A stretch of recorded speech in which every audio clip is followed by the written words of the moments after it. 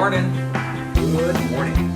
We're here for our pilot episode of RealTea with Olympic. RealTea. So we just poured ourselves a cup of RealTea and we're going to talk some RealTea.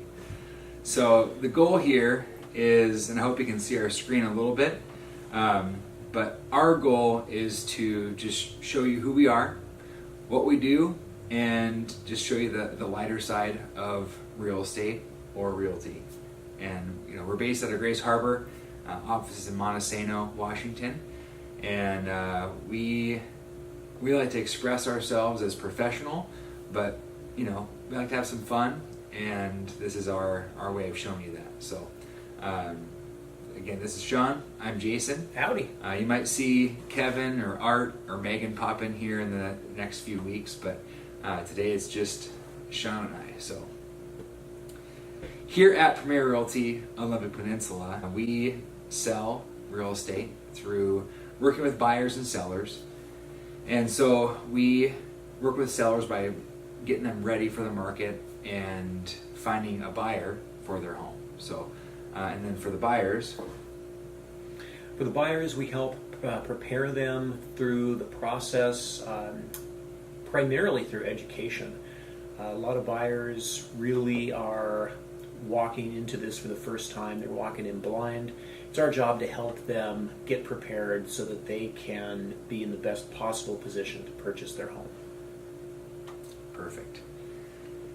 Okay, so what is RealTea? So RealTea, the actual word, is a noun that is just another term for real property. So in this case, we're not leasing land, or we're doing things with actual buildings on property, or if it's just vacant land, that is also considered real property.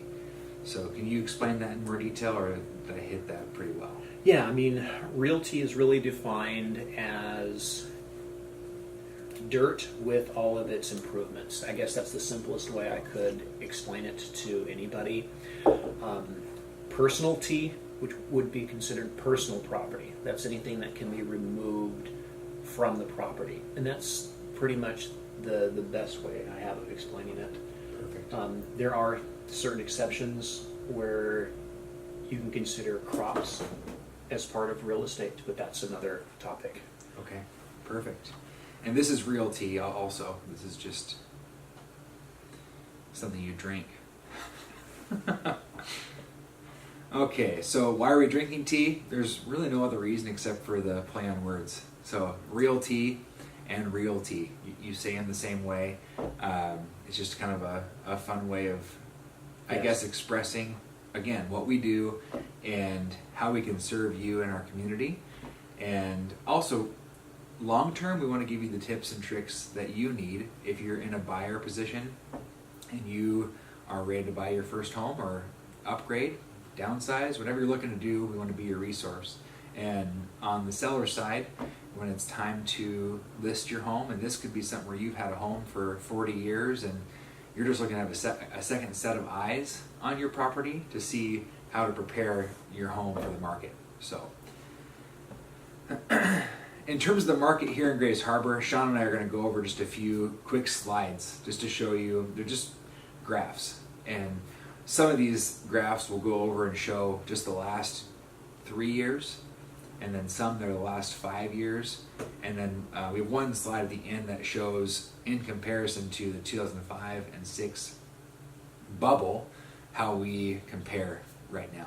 So we'll go to the first slide, which is the median sales price in Grace Harbor as a whole. So take a look at this slide here. You can see that back in 2012, the median sales price was just over $110,000. Then you fast forward to right now in September of 2017, and we're all the way up at $160,000 median sales price. Good time to sell. Yep, that's a significant jump. And yeah, if you're thinking buy low and sell high, if you bought in 2012, right now is a good time. We don't have a crystal ball. This could keep going up. Rates are still very low. You can lock in a rate in the low fours. I've even seen some recently in the upper threes. Yeah, 3 3/4. Yeah, and that's phenomenal. So I mean, banks are just giving money away.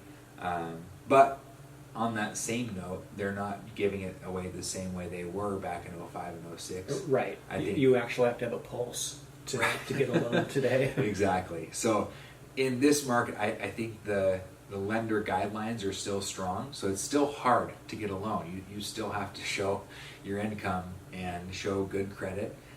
In most cases, a 640 gets you a loan. Some cases, 620 gets you a loan. So, if you would like help with that, we also have a list of lenders that we can help put together for you and help get you in contact with somebody who can help you out really well. So, anything else on that note? No, just like I was saying, a really good time to sell your property. We are seeing historically low inventory right now, and that is really driving up prices. So if I were a seller right now, I would seriously consider about putting my house in the market, whether it's to upsize or downsize. You're going to be in a great position. Absolutely. So next slide here is the median sales price for the last 3 years, and we have a couple specific cities in here. This is mostly central to eastern Grays Harbor. So we put Aberdeen, Monty, and Elma on here just for a taste of what's happening in more detail. So if your home sits in one of those cities, you can see that the median sales price for, let's say, Aberdeen. So back in 2014, so 3 years ago, you were just above 50,000, and that has jumped up now to just under $90,000. So almost double. Yeah, and that's significant. So again, if you're looking to sell your home, now's a great time to do it. A couple other examples here: Montesano, your home back in 2014, and again, we're talking 3 years, 3.5 years, because this chart does show January of 2014 to September of 2017. Montesano median sales price was 130, and now it's up to just around 180. So wow. Add 50K, and again, if you bought in 2014, even, that's just 3 years ago, and you're thinking maybe I should capture this market. Again, right now it's not a guarantee, I guess, because something could happen in the next 30 days, who knows, but sure. This market looks to be strong and steady, and might as well capture it. So next item, so the months of supply, and this is something I have set up again for the last 3 years, but you can tell that this was steady going into 2014. Months of supply is essentially looking at the number of listings available in the market, depending on which area you're talking about, divided by the number of days on market, the average days on market. So you can tell that back in 2014 for Grays Harbor, there were about 20 months of supply. So if you were to not add any new listings at that time and just go through with what's available, that supply would last 20 months. Now you cut that in half. It's just under 10 months. You can see the chart here, the other cities here in Grays Harbor. Again, we used Aberdeen, Monty, and Elma. You go from a range there around 11 to 15 months 3 years ago to now just under 5 months in Elma and just over 5 months in Aberdeen and Montesano. So that's a big deal, and I'll show you a chart later that shows you why it's a big deal.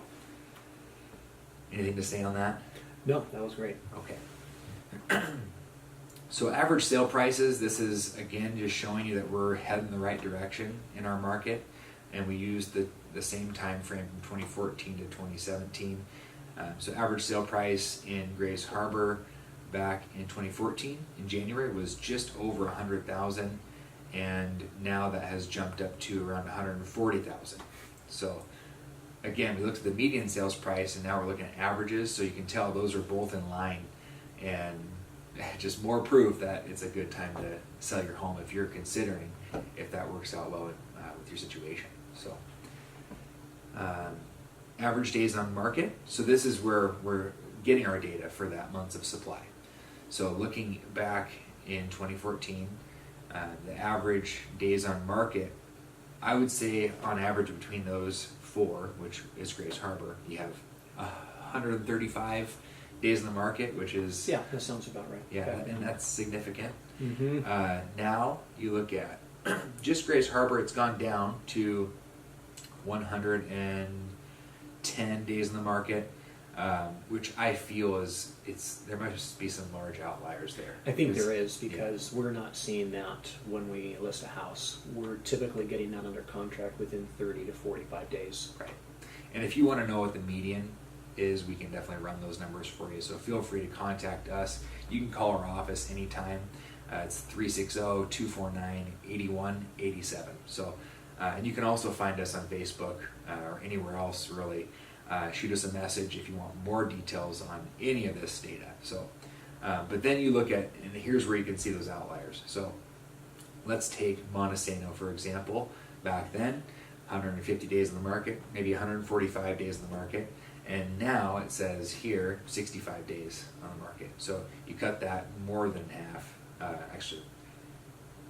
More than in half, which is phenomenal. So, and honestly, like if I think about the homes that I've sold in the last 6 months, we have an offer typically in the first 7 days. If that home is priced appropriately for the market, and that's with an increase. So, say you're adding 5% and you price your home, you're probably going to see an offer that first 7 days. And we'll go over some of those tips too on what you can do to get ready. And that means making sure that there are no glaring repairs, etc. And this is the last slide. The one I mentioned earlier is the months of supply for home sales from 06 to 2017. You can see the comparison where back in 06 you had 8 months of supply, and now it's just under that, so maybe 6 or 7 on average. So you think of back then, if you were going to sell your home, it was because the market was great. So now we're in that same great position, if not even better. So, and if you're looking to buy, I mean it's good too, because there's value in these properties. But if you're looking to sell, this is a seller's market. So it's time to jump on it if that works for your situation. So let's go over some tips for buyers and sellers. I know you mentioned a couple. Let's start with the buyers though. So again, just to reiterate how to prepare. Buyers, I would definitely put yourself in a position of strength just right out the gate. You want to have done your homework before you even start looking at houses. And what I mean by that is reach out to your lender. If you don't have a lender, we have some great folks on our lending team that will be more than happy to help you out. Get you qualified, figure out what you can afford with your income, and provide you a pre-approval letter. That, in the mind of a seller, is going to essentially make you a cash buyer because you've done your homework and you know what you can comfortably afford, and you have already started the process. That's going to put a seller's mind at ease, and if your offer comes in and a competing offer comes in that have not done their due diligence, they're definitely going to give greater priority to your offer than the other one. Okay. Can you give any examples of, I guess, difficult situations that your buyers have run into in the last 3 to 6 months? Mostly competing offers. They are approved for a specific amount, and then they run into the dreaded phone call. Oh, there's, multiple offers on this property. What is your buyer's highest and best offer? And then they have to make a decision. How badly do they want this house? Right. And one form that we've been using more in the last 3 to 6 months than, in my career and probably yours, is the escalation clause. Right. It's almost, especially in East County right now, it's almost just something you have to do. If your buyer wants to have that property, you have to include something that's going to beat out another buyer. So go ahead and explain an escalation clause. Yeah, so escalation clause is basically a form that puts in, and let's say we have a property that's priced at $150,000, and you know that as a buyer you want that so bad you're willing to pay $165,000 for it. and you know that the other buyers in the market are competing to get it. Let's say there are 3 offers on the table, which you may or may not know how many offers there are. You know, the seller may come back and just say there are multiple offers, bring your highest and best offer. And so what you're doing is you're saying, hey, you know, we'll go to 165, but we'll beat out any other offer by $1,000 up to $165,000. So let's say another buyer comes in and they say $157,000. You beat them out, or you're at least offering to beat them out by $1,000. Your new purchase price would be $158,000. So you're not just maxing yourself out completely. It's a good strategy. It's kind of a win-win. The seller's getting the most out of their home sale, and you're going to win the bid in most cases, as long as your other terms of the agreement aren't too extreme. So you're not asking for a 30-day inspection period. You're going with something that's more realistic. 10 days is the norm, and your agent will recommend the best situation there for you. And you should get a home inspection. Definitely. Always. Yeah. I don't care who you're buying from. If you're buying a home, It's get cheap it inspected. insurance. Absolutely. So get your home inspected. Any other tips for buyers in this market? I would say just have all of their financials ready for their lender. Last 2 years of W-2s, last 2 months of bank statements. Lending has gotten really tight after the credit crisis of 2008 and 9, and rightly so. They definitely are looking at buyers' financials with far greater scrutiny than they ever did. I've seen it even to the point where if a buyer has a deposit of $50 that they don't know where it came from, a buyer is having to write a letter of explanation.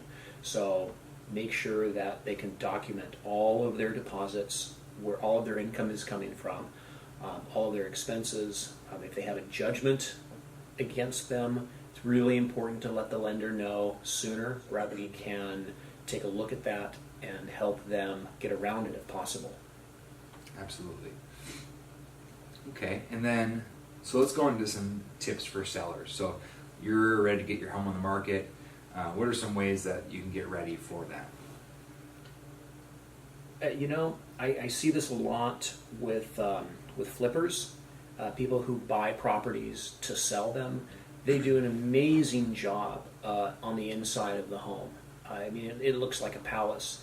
The challenge with a lot of these rehab people is that they neglect the outside. They neglect the landscaping. And so the challenge is their agent comes in and you're like, it's a beautiful home, we just can't get anybody to see it. So I would definitely start on the outside. Fresh coat of paint works wonders to get people in the door. Edge your lawn, keep it mowed, keep it watered during dry season where it's not going to become yellow and ugly. We definitely want to make sure that you're treating your property like a product. You drive past any car lot and you're going to see them washing those cars from sun up to sundown. They go up one side of the lot, down the other, because car lots know that in order to sell their product, they have to be shiny. They have to look great in order for people to want them. So it's really no different than any other product. You have to stage your home so that you're going to attract the highest dollar possible in the quickest amount of time.